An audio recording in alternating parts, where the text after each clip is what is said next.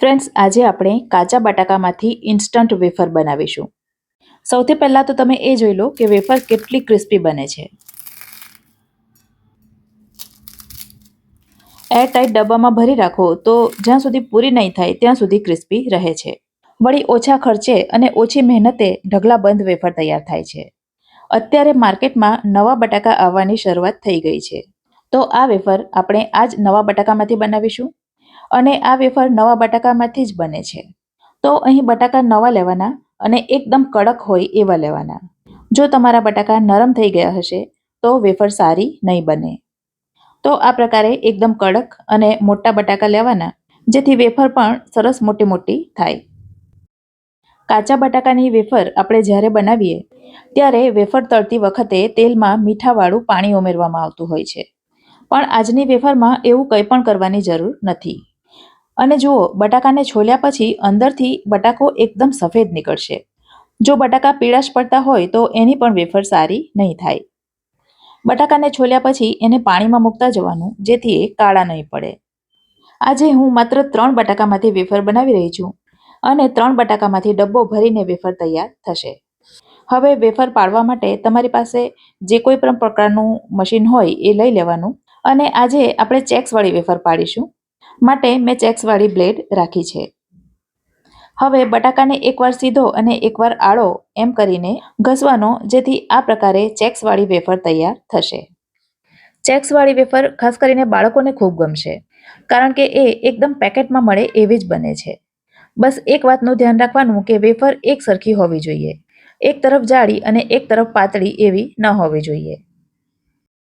Wafer જેમ જેમ પડે તેમ તેમ એને પણ પાણીમાં જ મૂકતા જવાનું, જેથી એ પણ કાળી ન પડે. અને ખાસ વાત તો એ કે એમાં જે સ્ટાર્ચ હોય છે એ બધો નીકળી જાય. હવે 3 બટાકાની વેફર તૈયાર થઈ ગઈ છે અને પાણીમાં જુઓ તો કેટલો બધો સ્ટાર્ચ આવી ગયો છે. તો હવે વેફરને બીજા ચોખ્ખા પાણીમાં ટ્રાન્સફર કરીશું. આપણે વેફરમાંથી શક્ય હોય એટલો સ્ટાર્ચ દૂર કરવાનો છે. તો વેફરને ત્યાં સુધી પાણી બદલીને ધોયા કરવાની, જ્યાં સુધી પાણી એકદમ ચોખ્ખું ન દેખાય. 2-3 વખત ધોયા પછી હવે તમે જોશો તો પાણી હવે સાફ દેખાય છે. અહીં વેફરમાં થોડું પાણી ઓછું દેખાય છે, તો વેફર ડૂબે એટલું પાણી અંદર ઉમેરીશું.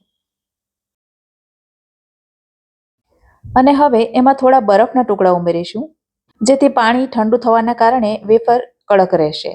બરફ ન ઉમેરો અને છેલ્લી વખતે એકદમ ઠંડુ પાણી લઈ લો તો પણ ચાલે. અને હવે આ બરફવાળા ઠંડા પાણીમાં વેફરને આપણે 10 મિનિટ માટે રાખવાની છે. અને 10 મિનિટ પછી એમાંનું બધું પાણી નિતારી લઈશું. હવે આપણે વેફરને એકદમ કોરી કરવાની છે, જેના માટે એક કોટનનું કપડું લઈ લેવાનું અને એના ઉપર એક એક કરીને વેફર પાથરી દેવાની. હવે તમે એને 1 કલાક માટે પંખા નીચે સૂકવી દો તો પણ ચાલે.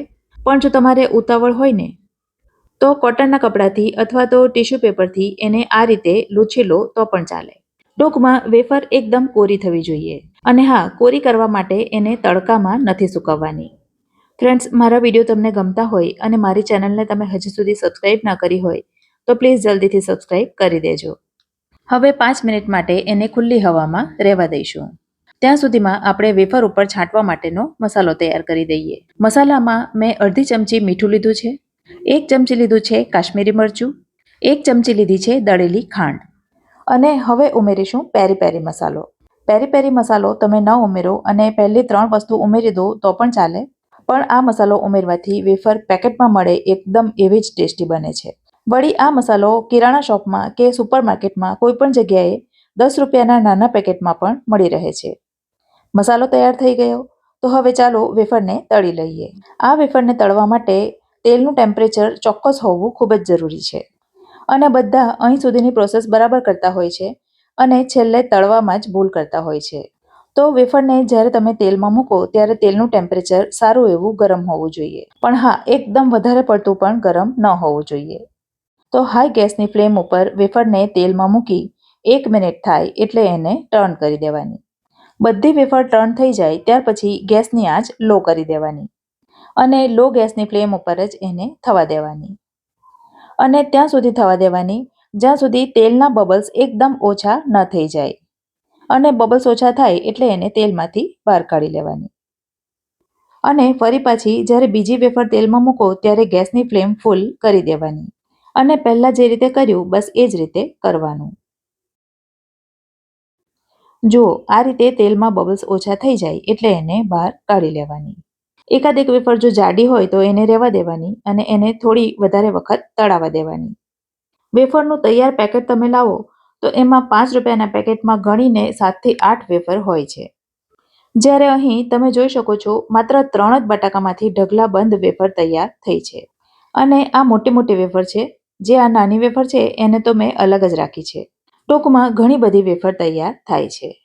તો ચાલો હવે એમાં મસાલો કરીએ. તૈયાર કરેલો મસાલો વેફરની ઉપર છાંટી દઈશું.